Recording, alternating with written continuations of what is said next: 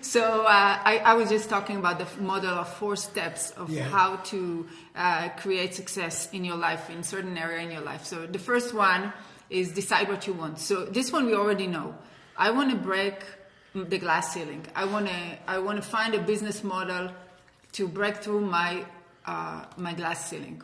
Second one is to find another person who have a similar problem, and then help them once a week. This is the third one, for 1 hour. And the fourth one is constantly having this mindset that I'm so happy that I'm helping somebody else that having similar issues to me. So I would like to concentrate about who is the person that I should find. And I think this is what we call powerful object. There are certain people in our life that if we help them, the result becomes faster and more powerful. You want to talk a little bit about this? Yeah, I would say that. I think in the first step is to decide what you want. So I understand the problem, because you have a business, and it could be any business. We have a cafe here, and we have a limit of how much money we will ever make in this cafe. Someday we hope it's a cafe. Yeah. No, we're building it out now, but people told us there's a limit. You can't make more than this much money in a cafe. And I say no, and then you got to talk about a very powerful object, very powerful object. And in the one way of presenting it, there's 3 choices. One is you can help a friend of yours, right? Somebody you already know, to break through their glass ceiling.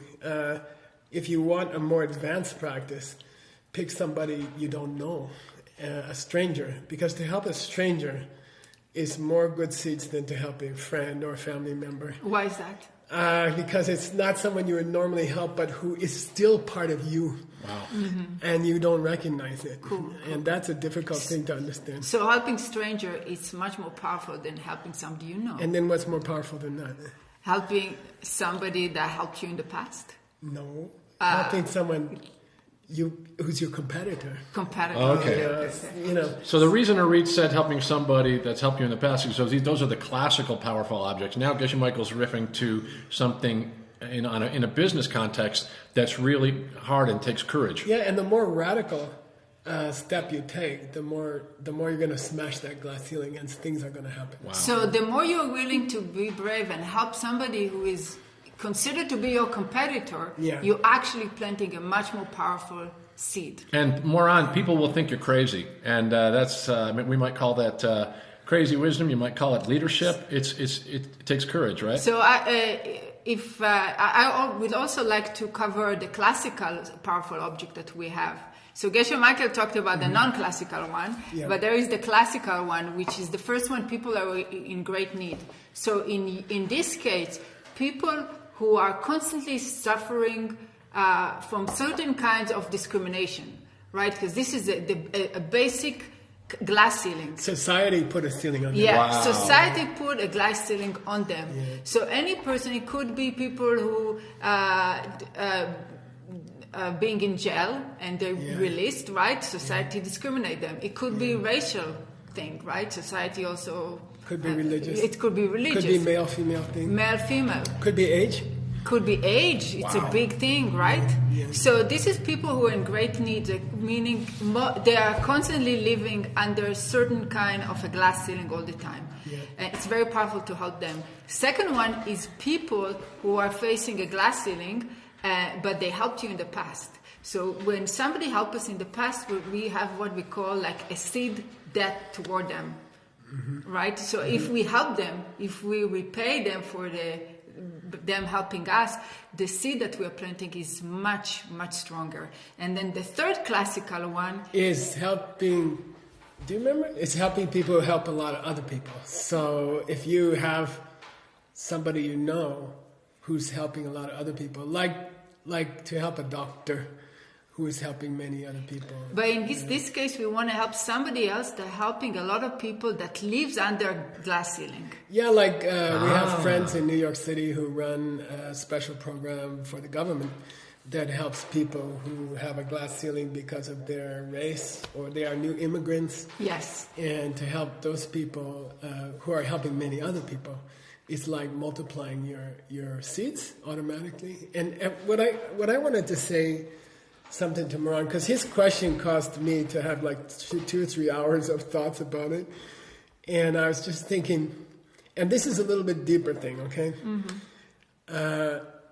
You could say that there exists out there somewhere a higher ceiling for the business you're in, but people just didn't recognize it, you know? Like there was a solution to breaking this glass ceiling in your business, and it was out there, but people couldn't find it, and then you're looking to find it. Okay, that's one way to think about it, okay? Mm-hmm. Another way to think about it is to create a new glass ceiling for the business that you choose. Okay, so whatever business you're in, wow, you innovate a new glass ceiling for that business, and somehow that assumes that it's kind of out there in the future. See, the first kind is out there somewhere else in the world. The second kind is out there somewhere else in the future, and you have to discover it. You see, and I would say both of those concepts are limiting. They are a glass ceiling in themselves. Oh, and okay. You need to break through the conceptual glass ceiling, which is that you have to understand that you set your own ceiling in the past. So if I understand you correctly, every time that I'm willing to break through a glass ceiling of a conceptual glass ceiling that I have in my mind, I'm planting seeds also to create breakthrough in my business model. And don't think that glass ceiling is natural. It came from you in the first place. It's pretty cool. Can I just ask you, Michael? I think people might be confused when you say when you're creating a glass ceiling. Mm-hmm. Can you explain that more? What it means? Well, what I'm saying, let's say you're in the DCI business. Yeah.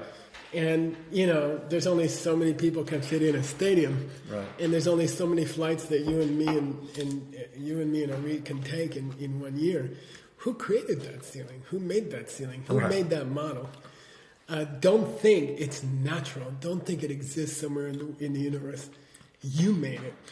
Not by conventional actions, but by things we say imprints, things you planted in the past. By attitudes. So if you change your attitude, if you start doing these 4 steps, and you realize that you can create a new ceiling for your business, for your kind of business that you are choosing to do, you can remake the glass ceiling. The important thing is to understand that glass ceiling is coming from you. Mm-hmm. Wow. And